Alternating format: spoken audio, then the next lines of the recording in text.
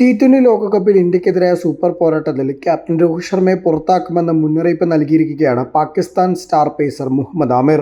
തുടക്കത്തിൽ വിക്കറ്റില്ലെങ്കിൽ രോഹിത്തിനെ മടക്കുക വളരെ ബുദ്ധിമുട്ടേറിയ കാര്യമാണെന്നും എന്നാൽ പുറത്താക്കാനുള്ള തന്ത്രം തനിക്കറിയാമെന്നും അദ്ദേഹം വ്യക്തമാക്കിയിരിക്കുകയാണ്. ഞായറാഴ്ച രാത്രിയിലാണ് ലോകം മുഴുവൻ ഉറ്റുനോക്കുന്ന ഇന്ത്യ പാകിസ്ഥാൻ പോരാട്ടം. ഗ്രൂപ്പ് എയിലെ ആദ്യ മത്സരത്തിൽ ടൂർണമെന്റിലെ സംയുക്ത ആതിഥേയർ കൂടിയായ അമേരിക്കയോട് സൂപ്പർ ഓവറിൽ പാകിസ്ഥാൻ ഞെട്ടിക്കുന്ന തോൽവി സമ്മതിച്ചു. ഈ മത്സരത്തിൽ പാക് ടീമിനായി സൂപ്പർ ഓവറിൽ ബോൾ ചെയ്തത് ആമിർ ആയിരുന്നു. 18 റൺസ് അദ്ദേഹം വിട്ടുകൊടുക്കുകയും ചെയ്തു.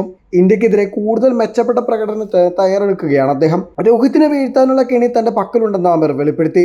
രോഹിത് ശർമ്മ ലോകോത്തര ബാറ്ററാണെന്ന് നിങ്ങൾക്കറിയാം. തന്റെ സമയത്തിലേക്ക് വന്നാൽ അദ്ദേഹം ആരെയും വെറുതെ വിടില്ല. ഒരു ബോളർ എന്ന നിലയിൽ തുടക്കത്തിൽ മാത്രമേ രോഹിത്തിന്റെ വിക്കറ്റ് എടുക്കാൻ അവസരമുള്ളൂ. തുടക്കത്തിൽ ഒന്നില്ലെങ്കിൽ രോഹിത്തിന്റെ പാഡുകൾ എറിയണം, അല്ലെങ്കിൽ ബാറ്റിൽ എറിയണം. അദ്ദേഹം 15-20 ബോളുകൾ നേരിട്ട് കഴിഞ്ഞാൽ വളരെ ബുദ്ധിമുട്ടായിരിക്കും. അതുകൊണ്ട് തന്നെ തൻ്റെ ലക്ഷ്യം രോഹിത്തിൻ്റെ പാഡുകൾ തന്നെയായിരിക്കും. ന്യൂ ബോൾ അദ്ദേഹത്തിൻ്റെ പാഡുകളിൽ എറിയാൻ താൻ ശ്രമിക്കും.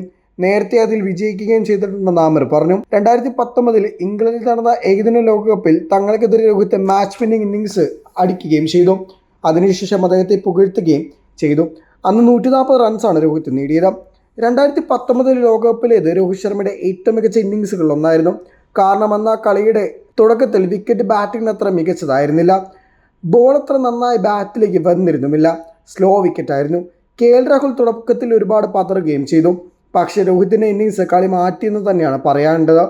കാരണം രോഹിത് ഈ രീതിയിൽ ബാറ്റ് ചെയ്യുമെങ്കിൽ കളി മാറുമെന്നും ആമിർ വിശദമാക്കി.